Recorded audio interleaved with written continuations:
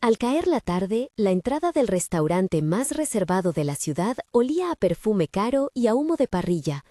Las luces tenues lanzaban reflejos cálidos sobre copas que tintineaban y sobre pantalones de diseñador que brillaban en la penumbra. Manolo caminaba por la acera con un abrigo raído que olía a tierra y cuero húmedo, sus manos ásperas todavía manchadas de savia y unas botas remendadas que crujían como ramas secas. A su alrededor, la alfombra roja parecía una frontera invisible. Dentro, voces suaves y risas medidas contrastaban con el ruido sordo de su respiración.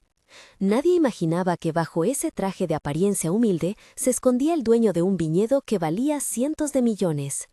En la mesa central, Lucía, su novia, influencer con más de 700,000 seguidores, reía rodeada de amigas mientras mostraba en su teléfono fotos de la renovación del ático que acababan de comprar. ¿Qué pasaría cuando la verdad se acercara en la figura de aquel hombre mal vestido pidiendo solo un poco de pan? El amanecer en las lomas del viñedo había sido dorado y frío. Ahora la ciudad se vestía de brillo y expectativas. Javier, el capataz, cruzó la plaza con una bolsa de herramientas. Rosa, la gobernanta, dejó un último encargo en el coche. Marta, una amiga de Lucía, susurró algo al oído que olía a juicio. ¿Sería suficiente una prueba para romper una vida de apariencias y abrir paso a algo real? Manolo nació con las manos en la tierra. De niño trepaba cercas y aprendía de su abuelo a reconocer el olor de una vid sana. La memoria del verano quedaba marcada en la piel por pequeñas quemaduras de sol y por los dedos agrietados por cortar racimos. En la adolescencia estudió en una escuela técnica de agricultura y luego se fue a la universidad rural donde aprendió sobre suelos, microclimas y la paciencia que exige una buena cepa. Su formación profesional se mezcló con un sentido del deber hacia la finca que su familia había trabajado desde hacía generaciones. El primer golpe llegó con la muerte de su padre en una cosecha lluviosa. La herencia era un patrimonio, sí, pero también una deuda de horas, de manos y de promesas. La quiebra de un distribuidor y la invasión de importaciones baratas lo forzaron a reinventar la bodega, a aprender a negociar con bancos y aceptar socios que prometían expansión. La pérdida, más que económica, fue de confianza, en la gente del entorno que solo miraba la etiqueta y en el amor que creyó eterno. Ese punto de quiebre lo hizo tomar una decisión inusual, una que mezcló humildad, teatro y una prueba que pensó necesaria para saber qué quedaría si se quitaban las luces. La finca era una extensión de memoria y trabajo, cepas alineadas como filas de antiguos vecinos, un palomar reconstruido, bodegas de piedra que respiraban frío en el invierno. Manolo invirtió con cuidado, mejoró procesos, contrató a Diego como administrador y a Tomás como sommelier para elevar la marca. Aún así, sentía que algo en su vida personal no era genuino. Lucía, por su parte, había conocido las cámaras antes de conocer la tierra. Su mundo eran métricas, likes y eventos exclusivos.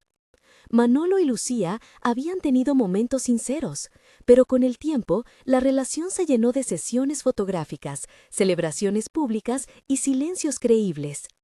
Él decidió construir una prueba que no fuera solo una escena, sino un espejo.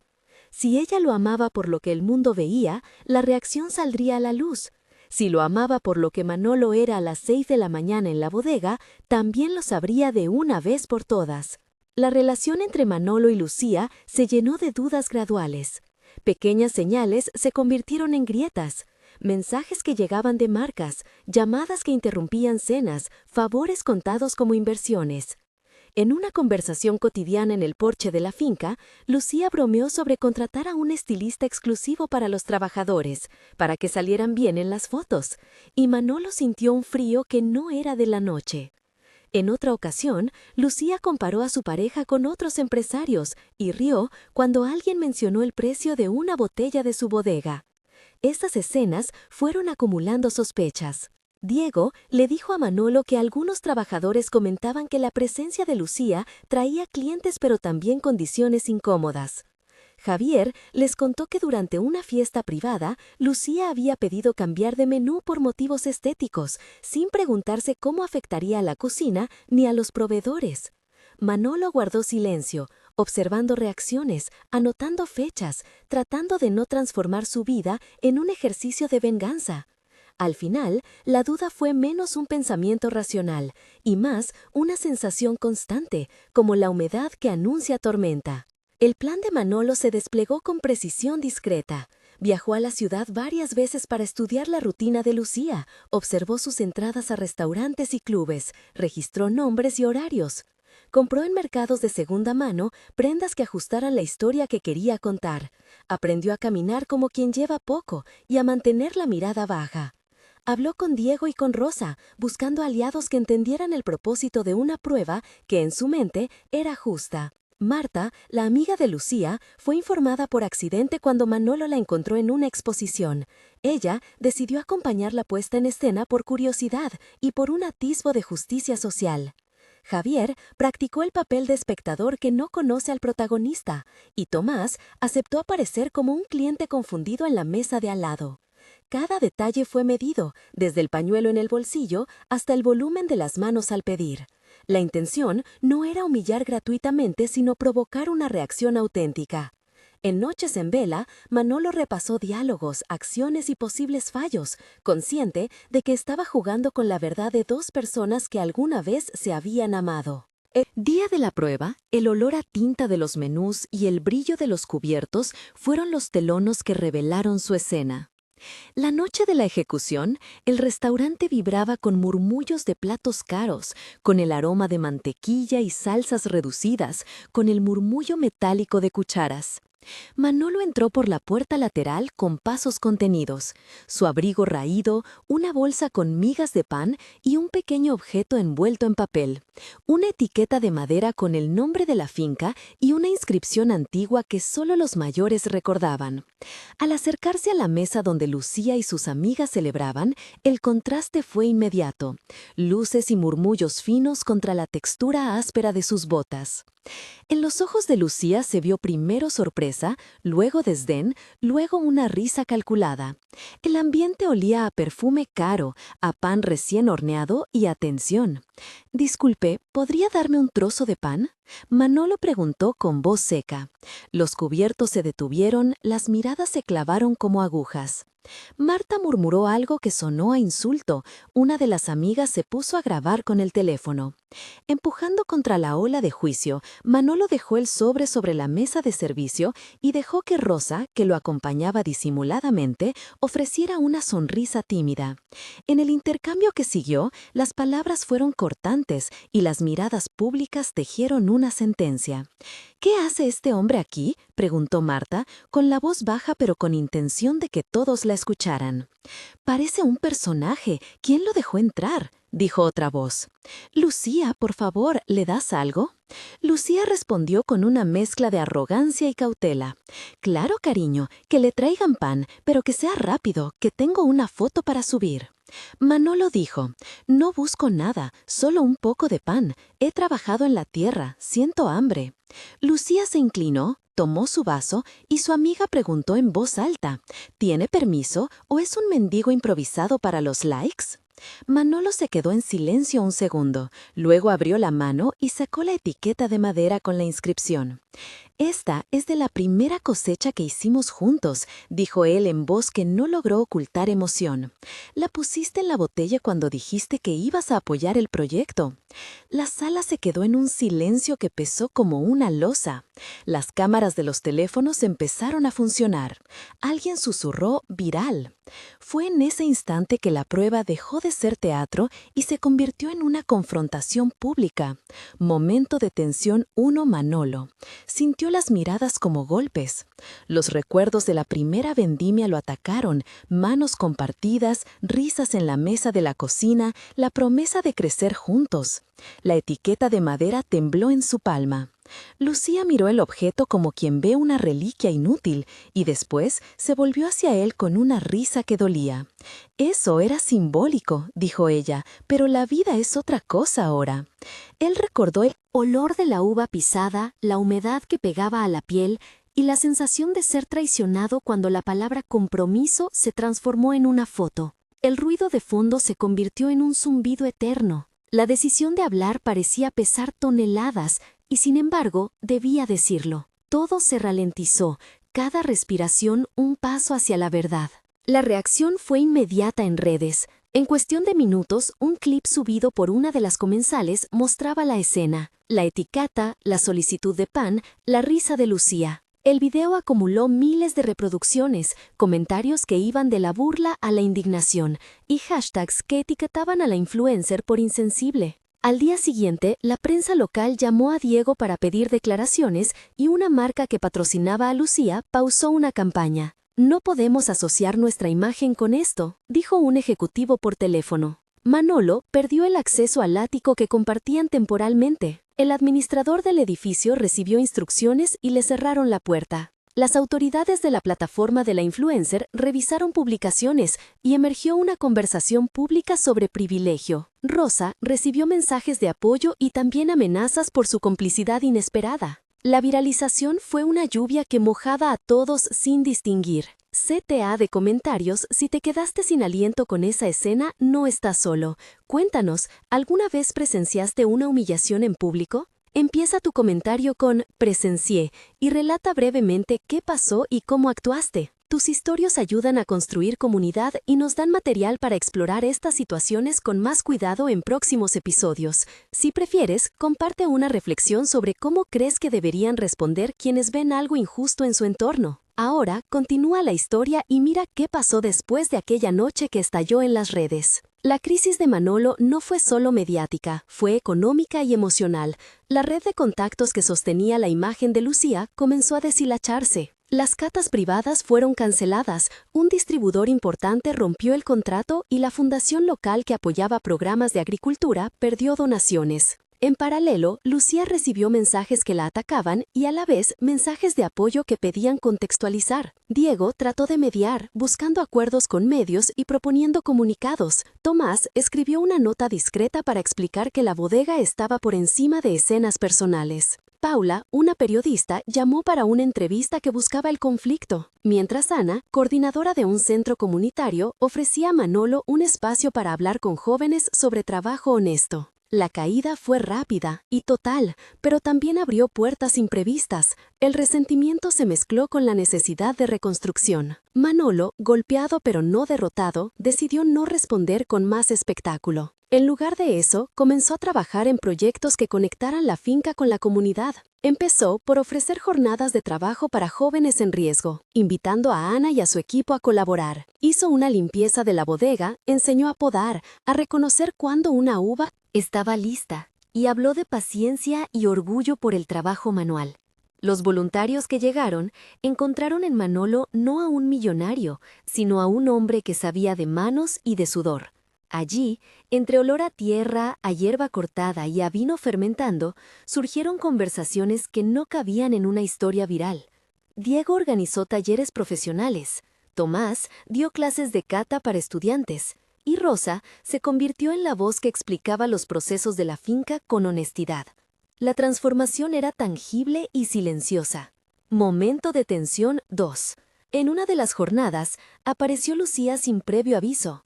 Entró con una cámara en mano y una mirada a medias entre curiosidad y cautela. La primera palabra entre ellos fue un filo. ¿Por qué estás aquí?, preguntó Manolo.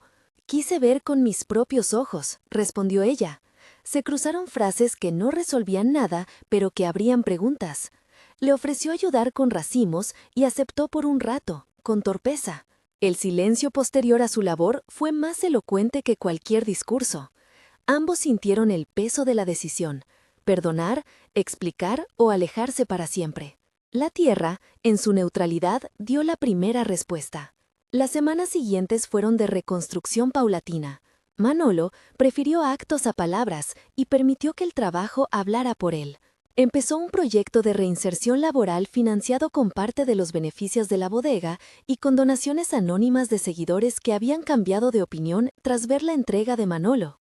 Ana coordinó la selección de participantes, Javier supervisó las prácticas en campo y Rosa administró un pequeño comedor para los trabajadores. Marta, que había estado en la mesa aquella noche, publicó un video pidiendo disculpas por su risa y contó cómo su visión había cambiado tras visitar la finca. Paula cubrió el proyecto con un artículo que destacó la importancia de conectar la industria con la comunidad.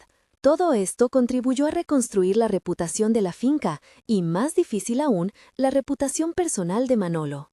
Momento de tensión 3. El encuentro público decisivo fue una inauguración modesta del centro de formación. En el discurso, Manolo habló de trabajo, de errores y de responsabilidad. Lucía fue invitada a dar un mensaje y subió al estrado con una mezcla de sinceridad y tensión visible. «Quise mostrar lo que era mi vida», dijo ella, «pero olvidé que la vida tiene rostros que no son contenido». Las cámaras buscaban el drama, la audiencia esperaba un gesto rotundo. Ella pidió perdón en voz alta y ofreció colaborar con el centro. La reacción del público fue un silencio largo y luego un aplauso medido. En ese instante, la posibilidad de reparación pareció real, aunque frágil. Con el tiempo, la historia dejó de ser un escándalo para convertirse en un proceso de aprendizaje público. Lucía dio entrevistas donde explicó su crecimiento personal, reconoció errores y apoyó económicamente el proyecto con campañas de recaudación. No todo fue reconciliación inmediata. Hubo críticas, boicots y procesos personales que no se resolverían. En la prensa. Sin embargo, la transformación de Manolo se apoyó en hechos: cientos de jóvenes capacitados, empleos ofrecidos, una pequeña fundación creada para financiar programas agrícolas y una política interna que exigía transparencia en las relaciones laborales de la finca. Diego consolidó operaciones más sostenibles, Tomás abrió una línea de vinos que reinvertía información y Rosa se convirtió en una figura clave de gestión social. Un mes después, la finca respiraba distinto. La prensa ya no encabezaba portadas con palabras de escándalo, sino con reportes sobre el centro de formación recién inaugurado. Los colores del viñedo seguían siendo los mismos, pero las historias que se contaban alrededor cambiaron. La rutina matutina incluía un desayuno comunitario en el que manos curtidas y manos jóvenes compartían bandejas y risas. Lucía asistió a una de esas mañanas y participó en la preparación, manos deslizándose entre bolsas de harina y cazuelas. Detrás de esa escena había charlas largas, silencios incómodos y pequeños gestos de reparación. Los seguidores en redes mostraban titulares que hablaban de acciones concretas, de mano de obra dignificada y de oportunidades. La finca recibió solicitudes de colaboración internacional y algunos clientes volvieron con reservas moderadas, pero con interés real. Manolo seguía supervisando cosechas, pero ahora dedicaba tiempo a escuchar testimonios en persona. A los 3 meses, el centro de formación ya contaba con un primer grupo de egresados que acumulaba experiencias laborales y pequeñas historias de éxito. Algunos participantes encontraron trabajo estable en la misma finca, otros en empresas vecinas que reconocieron la seriedad del programa. Las donaciones permitieron comprar maquinaria adecuada y mejorar las condiciones de trabajo. Lucía y Manolo mantenían conversaciones públicas que se equilibraban entre lo profesional y lo personal. Dieron una entrevista conjunta en la que explicaron que el proceso no era un final, sino un comienzo. La fundación creó una beca para jóvenes del área y se estableció un convenio con la Universidad Técnica local para certificar a los formados. La reputación de la finca comenzó a atraer visitantes interesados en experiencias educativas, lo que ayudó a diversificar ingresos y a demostrar que un proyecto con propósito puede sostenerse económicamente. A los 6 meses, la historia se había transformado en un caso de estudio sobre reputación, responsabilidad y reconstrucción. La finca abrió una pequeña tienda de productos que mostraba el sello de la fundación, los beneficios se destinaban parcialmente a becas. Lucía había reducido su ritmo en redes y priorizaba contenido que mostrara procesos reales, entrevistas con trabajadores y acciones de impacto. Manolo no buscó la gloria, abrió la bodega para visitas guiadas que incluían charlas sobre ética laboral. Paula publicó un reportaje de larga lectura que relataba la trayectoria completa, con entrevistas a Diego, Javier, Rosa, Tomás y Ana, todos nombrados y con roles concretos. El proyecto había generado empleo, vínculos comunitarios sólidos y un modelo replicable en otras fincas. Más importante, había cambiado la forma en que algunos protegerían su reputación en el futuro. La lección quedó clara para quienes siguieron el caso de cerca. Un objeto pequeño, una etiqueta de madera, había funcionado como disparador porque mostraba coherencia o su ausencia. La exposición pública fue dolorosa pero también catalizadora de un proceso de responsabilidad social. Para Manolo, la mayor conquista no fue recuperar lo perdido, sino construir algo que perdurara más allá de likes y titulares. Para Lucía, la mayor ganancia fue entender que la honestidad sostiene más que la estética. Y para la comunidad, el fruto más valioso fue la posibilidad de trabajo digno y aprendizaje real. Si algo quedó en la mente de quienes vieron la historia, fue una frase sencilla: la autenticidad es el patrimonio que no se devalúa con el tiempo. Si esta historia te hizo reflexionar, suscríbete para escuchar más relatos que exploran la delgada línea entre imagen y verdad y comparte en los comentarios tu opinión o una experiencia similar.